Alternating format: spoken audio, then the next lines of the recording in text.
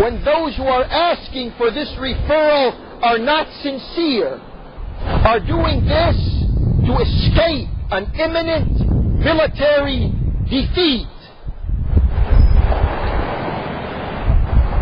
So Imam Ali was forced, more or less, was forced into this arbitration.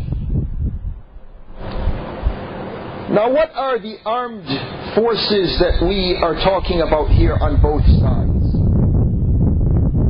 If anyone comes to you with a firm answer on this, dismiss it. The books of history give different numbers. Some of them say Imam Ali's forces numbered around 100,000, and Muawiyah's forces numbered around 75,000. And then you have the numbers going up or down. And then you have the casualties. Brothers and sisters, this is a sad day among us, we the Muslims.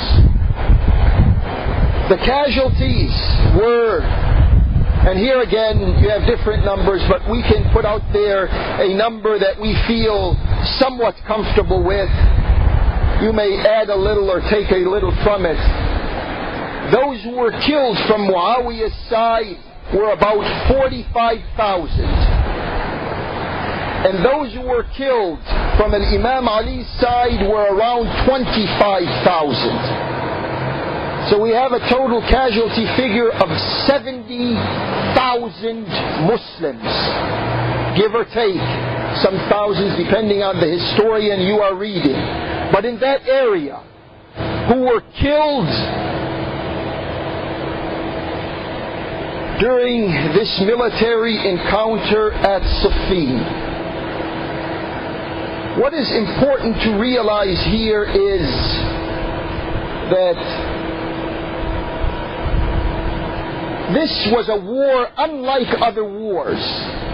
Remember, they spent months yelling or shouting their impressions or their ideas against each other.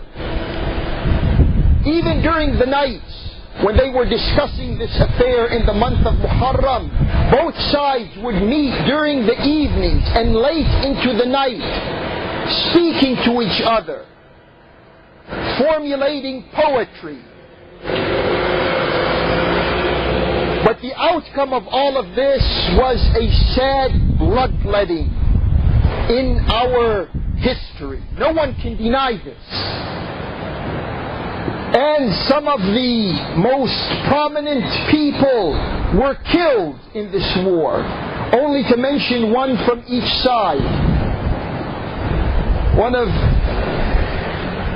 those who were killed on Muawiyah's side was Ubaydullah ibn Umar, the one who killed Al-Hurmuzan. Remember when Umar was assassinated in the masjid and his son took the law into his own hands and in revenge killed those he said were responsible for killing his father. This Ubaydullah ibn Umar was killed at Siffin. On the other side, we had Ammar ibn Yasir, who was killed at Siffin. And Ammar ibn Yasir demands some minutes of our time because he is pivotal, because of the Prophet, in defining the right side from the wrong side. All Muslims agree that the Prophet said to Ammar, وَيْحَكَ ibn Sumayya, تَقْتُلُكَ الْفِئَةُ الْبَاغِيَةُ. Pity you, the son of Sumayya, you are going to be killed by the offending side.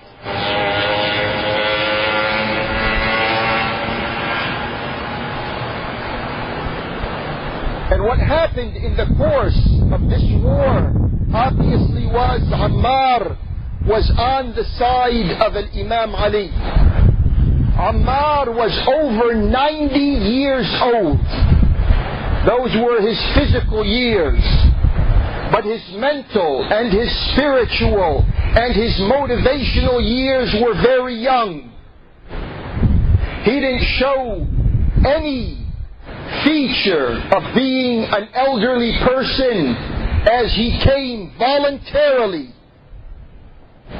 with his own initiative to this encounter. There was a person by the name of Khuzaymah Al-Ansari, Ibn Thabit Al-Ansari, who tagged on, listen to this, he tagged on to the camp of Imam Ali. He was just there as a person. He didn't want to fight. He was watching Ammar very closely. And when Ammar was killed, he said, this Khuzaymah ibn Thabit al-Ansari said, now the truth is obvious. And at that moment he took arms and he fought until he was killed. And the killing of Ammar became a problem to Muawiyah, because Muawiyah and those who were with him obviously knew the Prophet's hadith concerning Ammar. And it was an embarrassment to them. So they tried to look the other way. They tried to make believe this whole thing didn't happen. But no one could bury an issue like this. So it was brought to the attention of Muawiyah. They said, the Prophet said, how do you explain the Prophet's words? وَيْحَكَ إِبْنَ سُمَيَّةَ تَقْتُلُكَ الْفِئَةُ الْبَاغِيَةُ. How do you explain that? He said, أَنَحْنُ قَتَلْنَاهُ. Did we kill him? This is a question that infers negating the killing of Ammar. إِنَّمَا قَتَلَهُ الَّذِينَ جَاءُوا بِهِ. He said, the ones who killed him are the ones who brought him to the war front. No one brought Ammar. Ammar wasn't forced into a war. He came there of his own volition, of his own free will.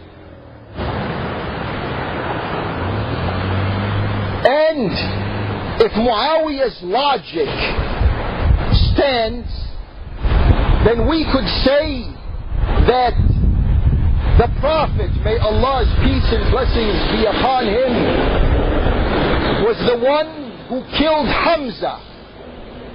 Because it was the Prophet who was instrumental in bringing Hamza to the war front.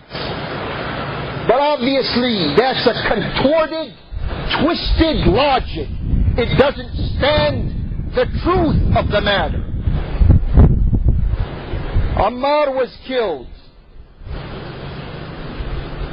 And Ammar was the one, upon seeing Amr ibn Al As on the other side of the battlefield, said, this is not the first time I encounter him in war.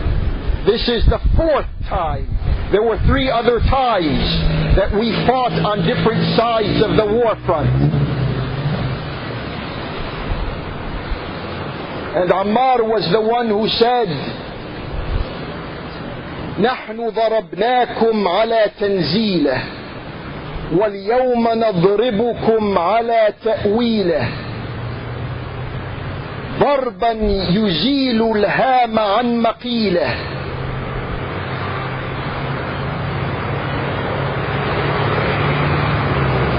وينهي الخليل عن خليله أو يرجع الحق إلى سبيله.